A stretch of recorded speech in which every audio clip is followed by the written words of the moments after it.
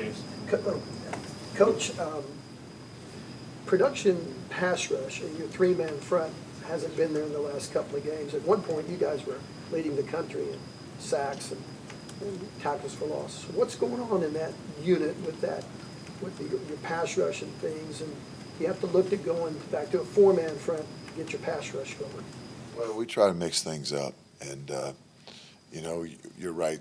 After 3 weeks, we were doing pretty well there, and the production, hasn't been what it was.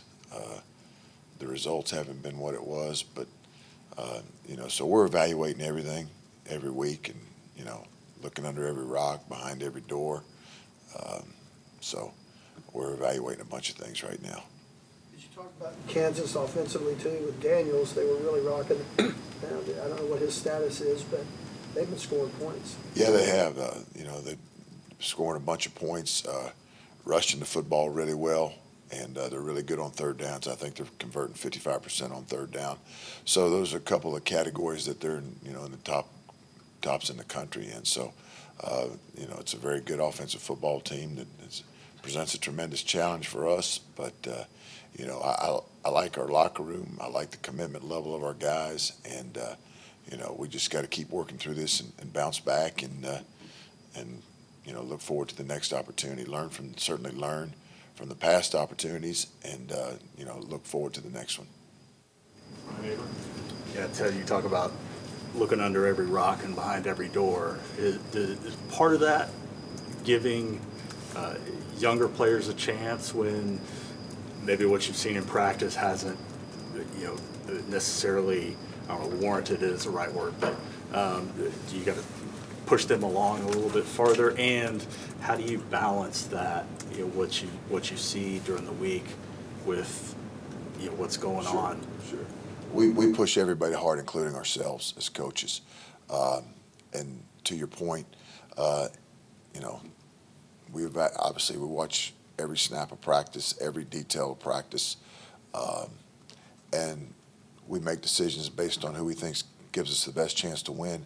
And at the same time, we have been playing. We did play a good bit of guys on defense, last Saturday. So, every day we evaluate everything, and again, as coaches, go back and make decisions based on what we see on the practice field. So, when guys earn those reps, and certainly a lot of them have, we give them to them, and challenge everybody, including ourselves, to get better. Quick follow-up to that was CB Kip for the first time on Saturday. What was it that you had seen from him, or was it just the reality of how things were going that lead to giving him a chance, given what we heard a couple weeks ago? I've seen he's worked hard and he's improved. It's there comes a point for guys where it starts to make sense for him, because it's such a big jump from high school football to a place especially like Oklahoma, and our depth right there right now, we've lost some guys for season-ending injuries. So to be able to understand that there's a lot of football left, and give guys some opportunities that have earned it. At the same time, make sure we're being smart, moving our forward as far as our roster management. Sure. Kind of piggybacking off that, Ted, how tough is it to keep young guys engaged when going through struggles like this, especially in the age of the transfer portal? Sure. Like I said, I love our locker room. I love the way the guys have approached it during the week. Their buy-in, their commitment, time spent on task. I love our locker room. But that's human nature. But we can't give in to that. We can't let circumstances dictate the level of commitment, and I don't sense that from our guys at all. I expect them to be fully engaged and moving forward, so that we can get this thing back on track. Hey, Ted, Brent's talked about the linebackers being, the heart and soul of the defense. What have you seen from them the last couple of weeks? Danny, David, what have you seen from them, and what do you need from them this weekend? I've seen guys that care deeply, and that have invested a lot of themselves in this program, in this defense. At the same time, we all got to do better. But I believe in those guys, and I value them and certainly respect them, their commitment, their work ethic. And, we played some good football early on. And, like I said, for whatever reason, we've gotten off track, and, got to find a way to get it back on track. And certainly counting on them for their not just their performance, but their leadership as well. And I don't have one doubt about the direction that those men are moving. Kind of piggybacking on Bob's question, you've been at this a long time in this game. Where does buy-in begin to get tested when things are going like they are right now within a team? Yeah, human nature. When you have struggles, human nature is to doubt. But again, go back to mental toughness, stick-to-itiveness, all of the commitment, the things that this game is not an easy game, and certainly because of the amount of time and effort that you put into it for just a few moments of playing time. If you figured it all up, the amount of preparation time throughout the season per minute on the field, it would blow you away. But that's human nature. But our guys aren't trained that way. That's not how they think. And I believe in our guys fully, and I know we're going to get this thing back on track. In a different direction, you had Woody in sort of a new spot. He had a productive performance. What did you make of that, getting to see the film, and then in a larger sense, when a defense is playing the way it is, what do you need from your older guys, your top players, to keep things together?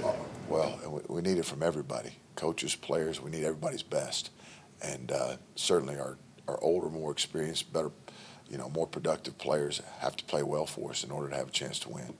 And just like we all do, we all got to do better. So, but it's not one thing or one item, or it's all of us, and it's everything. So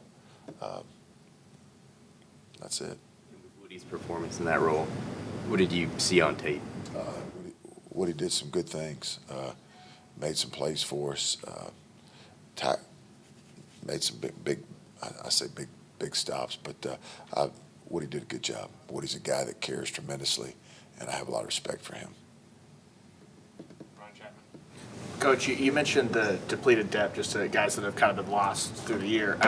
Saturday, Brent mentioned that the team maybe just looked a little bit tired. How much of that do you chalk up defensively to just the depleted depth versus is there something during the week that you guys have to look at to have them fresher on Saturdays? Well, again, we look at everything. Every piece of data we get, every step of every practice. So we look at everything and make decisions moving forward. But certainly, and part of it is that we got to get off the field on third down. If we want to play less, we got to get off the field on third down. And when we have opportunities to do that, we got to take advantage of them and get off the field. Because if you look at what's happened when we haven't on third down, it's resulted in points for the opposition a lot, way too much this season. So we've got to do a better job there to get off the field, to cut down on the reps. Ted, at the midway point of the season, how would you grade the defensive line play so far? What are some of the good things you've seen, and what are some of the areas where you'd like to see more improvement out of that group? Well, it's almost like our defense. It's the first three games and the last three games. But there was a lot of production early from those guys. And we just got to keep going. As far as grading them, I'm not going to stand up here and give them a grade. We all got to get better, and the incremental, consistent improvement. That's what we're measured by, and so we got a long way to go, and a short time to get there. So we got to get better.